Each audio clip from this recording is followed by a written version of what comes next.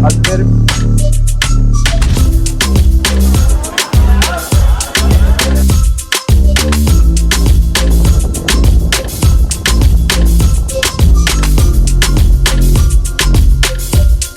नमस्कार, आज हम हैं अजय मेरू के तारागढ़ किले पर। इस किले का निर्माण चौहान राजा अजयपाल ने करवाया था।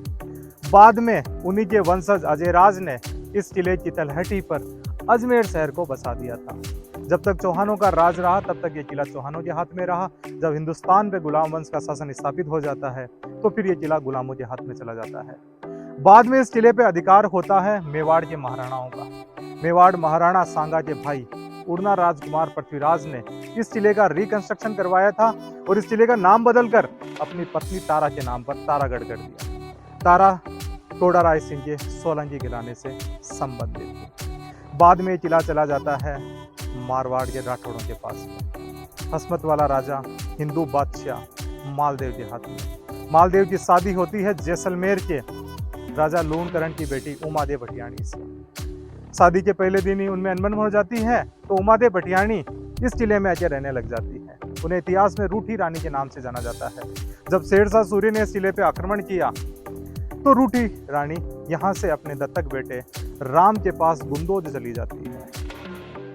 बाद में ये किला मुगलों के हाथ में चला जाता है। शाहजहां के टाइम पे इस किले के दुर्गादेश थे विठल दास गौड़, तो इस किले को गढ़बीटली भी कह दिया जाता है। इससे रिलेटेड दो कॉन्सेप्ट हैं। एक तो कहा जाता है इस पहाड़ी का नाम ही गढ़बीटली है, दूसरा है कि विठल दास गौड़ के कारण इस किले का नाम पड़ा गढ़बीटली। बाद के अंदर ये किला कुछ समय तक मराठाओं के हाथ में भी रहा। मराठाओं को ये किला दे दिया था जोधपुर के महाराजा विजय सिंह। बाद के अंदर मुगलों के अंदर जब उत्तराधिकार युद्ध होता है तो धौलपुर युद्ध के बाद में दारा सिकोह इस किले के अंदर आके ठहरे थे और अजमेर के पास में ही दोराई की लड़ाई भी हुई थी। बाद के अंदर ये किला चला जाता है अंग्रेजों के हाथ में। जब ये किला अंग्रेजों के हाथ में आता है उस टाइम विलियम बेंटिक इंडिया के गवर्नर जनरल होते हैं और इस किले की जो हम लोग ये हालत देख रहे हैं, इस किले को जो खंडहर बना दिया गया है, इस किले के खंडहर बनाने में सबसे बड़ा हाथ था अंग्रेजों का। उन्होंने कहा कि इस किले की इतनी ज्यादा सामरिक महत्व है कि इस किले का सामरिक महत्व ही खत्म कर दिया जाए। जब इस किले की दीवारें तोड़ दी जाएगी तो ये किसी प्रकार से अंग्रेजों के विरुद्ध में काम में नहीं लिया जा सकता। बाद में इस किले को उनके द्वारा सेनेटोरियम आरोग्य भवन में बदल दिया जाता है। जब यहाँ पर विलियम बेंटिक आते हैं तो वो कहते हैं कि ये जिब्राल्टर है। हिंदुस्तान का जिब्राल्टर तो है प्रतापगढ़ महाराष्ट्र में, वैसे हिंदुस्तान के सब ज्यादा किले भी महाराष्ट्र में ही हैं।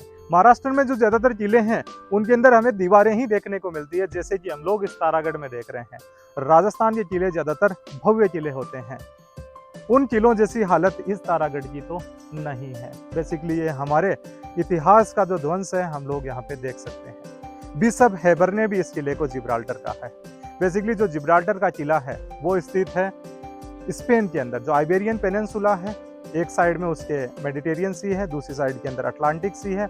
वहां पे जिब्राल्टर की जो स्टेट है उसी के पास में किला बना हुआ है जिब्राल्टर का। वो टेरिटरी तो है लंदन की अर्थात ब्रिटेन की, और वो जो लैंड पार्ट आता है वो स्पेन की टेरिटरी के अंदर आता है। और जिब्राल्टर की स्टेट इस यूरोप और अफ्रीका को अलग करती है, भूमध्य सागर और अटलांटिक को जोड़ती है। तो राजस्थान का जिब्राल्टर है तारागढ़ का किला।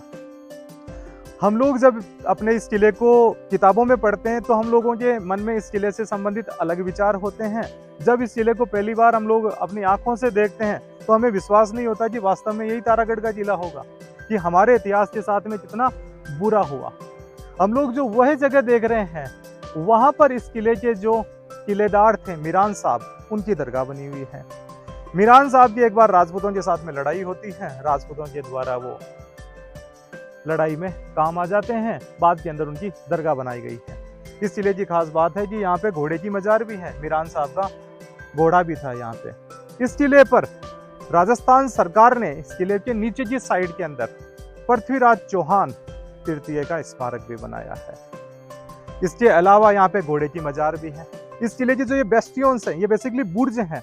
बुर्जों का काम हुआ करता था कि किसी प्रकार से जब दुश्मन के द्वारा अटैक किया जाए तो उससे रक्षा करने के लिए एक जगह हुआ करती थी, वहां से उनके द्वारा बेहतर तरीके से अटैक कर दिया जाता था।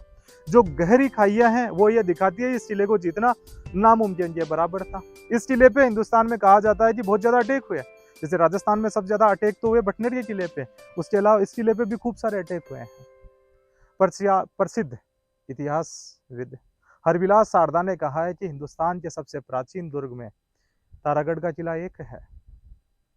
इस किले की खंडर स्थिति पे हमें ध्यान देना चाहिए और हम लोग सरकार को भी अवेयर करें, हमारे जो जनप्रतिनिधि हैं उन्हें भी अवेयर करें कि इस किले का रिकंस्ट्रक्शन करवाया जाए, ताकि ये बेहतरीन टूरिस्ट प्लेस बन सके। जैसा ये किताबों में हमें दिखाई देता है वैसा ही ये किला हमारे को धरातल पे भी दिखाई देना चाहिए। हमारी जो 14 बुर्जें हमें देखने को ही नहीं मिलती, ये जो 14 बुर्जें इनका क्या हाल हो रखा है। इसके अलावा कहा जाता है कि यहाँ पे एक भीम बुर्ज भी थी, उस भीम बुर्ज पर एक तोप रखी हुई है जिसे गर्भ गुंजन तोप कहा जाता है। इससे रिलेटेड बहुत सारे फैक्ट्स हैं। ये अरावली की पहाड़ियाँ हैं, मध्य अरावली की जो सबसे ऊंची चोटी है तारागढ़, वहाँ पे ये किला बना हुआ है। वहाँ से हम लोग देख सकते हैं आना सागर झील है, उससे पीछे की साइड में हम लोग अभी दिखाई नहीं दे रहा फाई सागर झील भी है। ये अजमेर शहर बसा हुआ है जिसे चारों तरफ से पहाड़ियों ने घेर रखा है, पहाड़ियों के बीच बीच में ये बन रखा है। इस किले की खास बात है कि ये किला सुरंगों के लिए फेमस था। यहाँ पे एक सीसा खान की सुरंग भी थी, जिस सुरंग से पृथ्वीराज चौहान चामुंडा माता के मंदिर में जाया करते थे, जो कि 2.5 दिन के झोंपड़े के पास में बनी हुई। तो इतना वृहत इतिहास है और इस किले की ये हालात हैं। हम लोगों को as a student, as a tourist, as a citizen of India अपने जितने भी इतिहास की जो चीज़ें हैं, हमारे जो मोन्यूमेंट्स हैं, उनको विजिट करना चाहिए। और जब हम लोग इनको अपनी आंखों से देखेंगे तो हमें इनकी वास्तविक स्थिति पता चलेगी, इनकी स्थिति में सुधार आएगा। धन्यवाद।